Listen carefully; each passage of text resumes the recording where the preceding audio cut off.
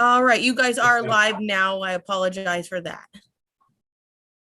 Thank you, Mariah, and take two, as they used to say. Welcome back to the Government Accountability Committee meeting of August 26th. As I mentioned, we're going to make sure that we hear from Susanna and Drew with any further details about the stakeholder outreach going forward, where it might be held, when, all that kind of thing. And then we need to, since we've already talked about Senator White's idea, if you're looking at the agenda, figure out the next meeting or meetings. I certainly think we probably will be able to get together at least once, perhaps twice in the off session. Once we reconvene in January, it'll be a little bit tougher to do, especially since the report's due January 15th. So my suggestion would be that we get our work done on the next two sessions and be ready to do the report. Senator White and I are also members of a committee which has a lot of dates already X'd out in September regarding judicial situations. And I don't know what anybody else's situation is with respect to other committees, but I'm thinking maybe one in October and one in November, but I certainly am wide open to, if somebody's going to Europe for 6 weeks, let us know. Maybe you get an extra ticket. So we can, schedule accordingly. Does anyone have any time constraints or day restraints in terms of maybe again in October and again in November? I do on Wednesday. Well, we could do another doodle poll, but I'm just thinking Okay, ahead. yeah. The only thing is that we may be thinking about a possible 2-week. Representative Townsend mentioned that, but the Senate was never given any sort of direction about potentially reconvening as a body in October. I have a note in here that possible on the 15th, just for a 1-day session to look at, I think it was the CARES money or the, whatever we call that. Infrastructure. But it was just 1 day. Oh, wow, we have blocked up the 19th to the 28th. Wow. Oh. But it's as a possibility. Yes, just as a possibility. No Yeah. definite. And we haven't heard anything and we're almost in September. so- Yeah, I don't think there's going to be any need to reconvene the whole legislature in October, but I could be wrong. Did you have an issue, Senator Burschel? Just the other summer committee, the task force I'm on, is meeting several days in September and October. Okay, But if we do a doodle poll, I can just. we can respond. probably find a date that everybody, this is great to have everybody here. Is part of the next meeting, if it's in October, is looking at the latest report and taking a look at that as a committee? Is that part of it? Is that? It could be, sure. Yeah, it should probably be on the agenda. Yeah. And that's September 30th, so it would make sense. Anything beyond the 30th of September would work. I'm thinking, second, third week in October, same thing with November. You don't want to get too close to either Thanksgiving or Christmas because it begins to get a little bit tough, but. And would that be an opportunity too for, I don't know, for us to thinking of that training, being able to have more information, like we see the report and kind of, I don't know, maybe even go through like a mock train of the training ourselves as a committee, or has everybody already done this on the committee and just brand new to me? Everybody. Yeah, even if we have, we should probably Yeah. do it again. The workshop was a lot of fun. That was nice. But you're referring to the The dashboard. 30th. Yeah, like it just seems like it's gonna be really relevant. The data's coming out. We're gonna be meeting. I would love to be able to say, look, here's the data. I've even gone through a training of how I can use this data. I think you should too, like that would be a way to pitch it to others. So Mariah, if you could send out a poll, and I guess we'll just, I hate to just say the whole month of October, because then it gets to be a little bit tiresome filling it out. But I don't know how else to do it. Yeah. Suggestions? How about the first 2 weeks All right. in October? So the first 2 weeks in October and the first 2 in November, Mariah, and if people could try to get that filled out in a week or so, it would be helpful, and then we'll zero in on a date. It looks like this room works pretty well. We're getting used to it. 10 o'clock timeframe works, I think, for everybody. hopefully we won't have any big snowstorms between now and November. Brian, Yes, I mean, Senator Colmore, did, judicial nominating is not, we crossed off the October dates. Is that what? We're not, the last two dates were potential, I think. and we crossed them off. I have them still, yeah, I have them still reserved if we need to. Oh, okay. Yeah, we're gonna do 4 days for sure and possibly 6 and probably up in Burlington. Yes, Susanna has joined us. oh, yeah, yep. So, welcome back, Susanna, and, thank you for being with us this morning. I certainly, I was watching very carefully to make sure that your hand wasn't up at any point. I hope I didn't miss any opportunity for you to join us, but if you'd like to now, we'd certainly, love to hear from you. Thank you, Mr. Chair. Buenos tardes, everybody. It's afternoon already. I am just, I was in for the first hour. I do apologize to the committee for having to step out briefly and come back, but the portion that I did see, largely Drew Rusley's testimony, I think was incredibly thorough, extremely accurate. And I think she covered everything that I ordinarily would have. I also appreciate the senator's point about making sure that we're including all of the measures that we need to be including and making sure that we revisit the list so that we're accurately accounting for the experiences of people of color in Vermont. So as always, I remain at your service to keep looking at those things. I don't want to take up more time than needed by talking. So I suppose if you all have any thoughts, feedback, or questions from me, I'd be happy to answer them. But otherwise, I feel comfortable with the portion of the discussion that I was present for. Okay, I did bring up, and you may not be the person, maybe it'll be Drew, but how are those meetings, the stakeholder interaction meetings going to be facilitated? Do you have any idea where they're going to be at this point? Because I think members of this committee would be very interested in attending. For instance, in my situation, if you're going to come to Rutland County at all, I would want to be at that one. We have Wyndham, Washington, Chittenden, Orange, and Chittenden, well represented as well. So we could kind of figure out where we want to go. And it may be too early. I don't know whether you've even set anything up yet. I'll be honest, Mr. Chair, it is a constant uphill battle with me and the inbox. So it's very possible that some of that has been decided. I have not yet seen it. So to my knowledge, we don't yet have that worked out.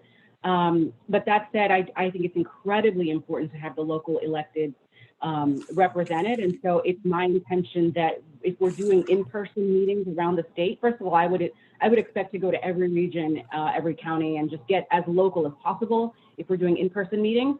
Another option, of course, is to do them virtually so that we can encourage more participation. And so, yes, I do expect statewide engagement at as micro a level as possible. And if so, we would encourage all of the local, oh dear. I've been kicked off the Zoom, but I think you can still hear me. So we would encourage reaching out to all of the local electeds in the area to ensure that they can participate. And I forget the second half of the question you asked, but the answer generally is yes, absolutely. We would love to see you all and your colleagues there at any of the engagements. And then in terms of accessibility, one of the things we talk about a lot with equity is ensuring that there's language access. Oh dear. Okay. We can still hear you. Yeah, Okay, good. Well, now, we not so were. much. Well, now he went away. And just So, so Brian, RFIs haven't even gone out yet for the, the RFI is going out next week, I think, Okay. she said, and then in September, they'll do all the background work, and they'll be ready to do the community engagement things in the spring. Oh, So it okay, isn't until spring, and then they will end the process by June. okay.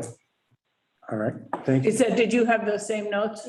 Okay. thank you. and on his back, she might Yeah. have, knowing it's not hiding in her inbox.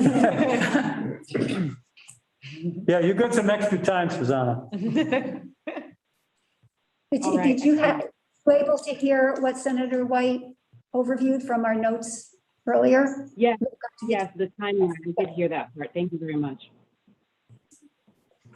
Does anyone have The- any questions? Susanna, go ahead. Sorry, I was just going to say that the last thing I wanted to mention was accessibility, that however and whenever and wherever we do these engagements, we would especially want to make sure that there's language access and access across the ability spectrum as well. Yep. And those will all be, in a sense, facilitated or directed or controlled by AHS, correct? And Susanna. Yeah, as far as we've determined now, yes. Okay, we've lost your, oh, now you're back. Okay, Yeah, Does as far as we've anyone- determined- yep. Does anyone have anything for us, Susanna? Yes, Representative Dolan. Yes, so I think this wasn't covered, or this was covered when you stepped away earlier. We were talking about looking at the data through the equity lens and what are some things that we can do immediately with what we have, at least figure out what data can be disaggregated and knowing that it's not perfect, but start to gather that. Well, we're also coming up with the other indicators that we want to see. And then there was this other lane that we were thinking of going forward with GAC is creating a common data standard for gender and race that would be seen through all departments. So I'm curious if you have thoughts on that, or if you're like, oh, yep, we're actually looking at that as well. If there are ways that we could collaborate on that. Yeah, I think it's incredibly important to standardize and create uniformity as much as possible, not just on race, but on other metrics as well. That means ensuring that all of our systems that collect, for example, data on a person's sex or gender identity can capture the multitude of categories that there are on the spectrum. I know that some of our agencies have more outdated software, and so we're often told we can only do 2 or possibly 3 categories on something like gender identity. So being able to bring everybody up to the same technological level is really important on that. And to be honest, that takes tangible investment in creating our systems, right? Another factor related to what you're asking is what can we do now, I believe was the first part of your question. And there's a lot that we can do now, right? Often I'm told, well, yeah, technically there's race data, but excuse me. Yeah, technically there's race data, but it's not statistically significant, so we can't report or act on it. And I get that, and I respect that. And yet, if we know that Vermont often looks and acts like a lot of rural, largely white America, and if we do have data from other jurisdictions that are similar, that are pointing to disparities, then even if we don't have statistically significant data here, we can likely extrapolate, right? We know that communities of color are often reporting the same negative outcomes, particularly in sectors like policing, health, et cetera. So even if we say, oh, but our data set is too small, okay, fine. But we're hearing it qualitatively. We're hearing it from people who have left the state for these very reasons, and we're hearing it from other jurisdictions that are very similar, so we can act on those things now while we beef up our population such that our numbers do reach statistical significance. What does that mean? It means that if we know that people are experiencing negative outcomes in things like policing, we've got to look at our policing again. And that doesn't just mean having like 12 bills active at the same time, all running parallel and not really talking to each other. It means coming up with a comprehensive and cohesive policy that applies not only at the state level, but also at the county and local levels, right? Because so much of policing is local. Same thing with education. We're very limited in what we can do on a statewide basis. And because of that, there are deep disparities that are often seen in different school districts and different school district groupings. Being able to look at the state holistically and look at each student holistically and make policy decisions that are smart, not just for this district or that district, but for everybody, I think is important. And I respect and recognize people's desire to find local solutions that work for local communities. And yet, I think that we can still find smart and appropriate statewide solutions that don't hamper our ability to maintain our individualism, but that are actually moving the needle for people of color. Because it's not enough to, and I think I'm rambling, so I should probably just stop, but it's not enough just to say, well, if you don't like how we do things here, you can just go up to that region there where people like you are treated better, right? That's not how you do it. Yeah, I'm gonna stop. Okay. And we agreed that that's not the way to do it, by the way, Susan. Does anyone else have any questions? Was Drew going to come back, do you know, Susanna? I believe she had planned to, but everyone's schedule is really wild today, so I'm not sure. Okay, She's offline currently, so yeah. didn't respond back to me. I would certainly want to wait if she had anything further to add. We're pretty much finished with what we had wanted to do today, so I just wanted to make sure we didn't leave her out.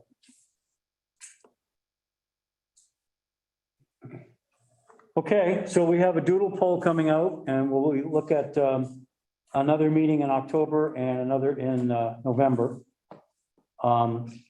Is there anything else that someone wants to bring up before we leave for the day and go back out into the heat, which I know Senator White doesn't like? I'll walk beside you and you can catch me when I fall. Thank you, Susanna, and we do appreciate your participation and your input, and we'll let you know via the doodle poll when we're going to get together again. Thank you. Thank you. Bye. Senator Hinsdale, are you all set? I am. I really appreciate Susanna's last message about language access and other accommodations to make sure people can participate. Language access is another big intersectional point in terms of who has access to government and what their outcomes are. So really appreciating that. Okay. If there is nothing further, I'll entertain a motion to adjourn. I'll move. Second. All those in favor signify by saying aye. Hi. Opposed?